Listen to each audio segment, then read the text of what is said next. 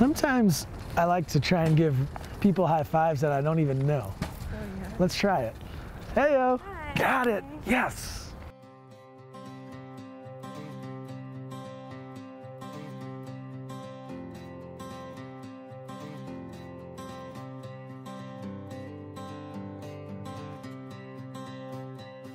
Klotz has a way of greeting people that's just it. Like, even if you're having a bad day, it's you know that you can't get away with just having a bad day when Klotz sees you or interacts with you. Adam! Get it. Hey, brother. Hi, how are you? Good. You ready for tonight? Never more ready. Oh my gosh. We have about 300 student athletes, and the goal of that is that I would know 300 student athletes by name. I mean, that's the goal. So that's what we try and do. And I need God, because it's not easy. But to know them more than even just their name, you know? It's part of the goal here. It is the joy of the Lord in His life that I think draw people to Him. The worth that I think the Lord puts on us. He somehow, in this really unique, special way, can make you feel valued. So, I have to make very clear one thing. Good morning. I grew up in Southern California, and I worshiped the God of soccer. I had a coach who cared for me more than I had ever experienced before. And he asked me one question that ultimately it changed the trajectory of my entire life. He said, "Chris, why are you playing soccer?" And I gave him lots of answers. I loved it. It got me into college. I was good at it. I enjoyed, being with my friends. And he put his arm around me and he said, "Hey, what's the one common word that you've used in every response?"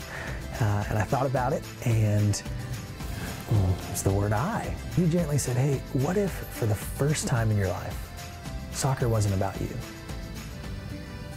That blew my mind. God took the thing I loved the most and He revealed Himself through a soccer ball.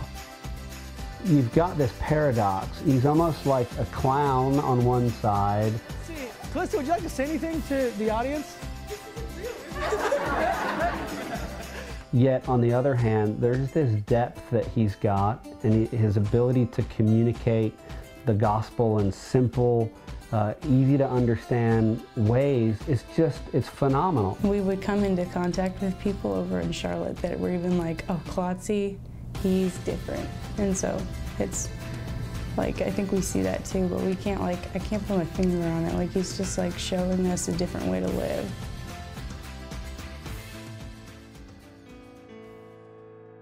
I got a call from Kevin O'Brien, who said, "Hey, I'm about to take a job at Lipscomb University coaching women's soccer, and I'd like you to come with me."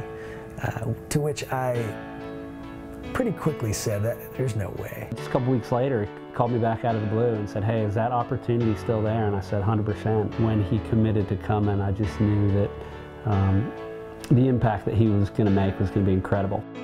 Part of what makes this opportunity so special is that I get to live into the person that God's made me to be, serving in this role.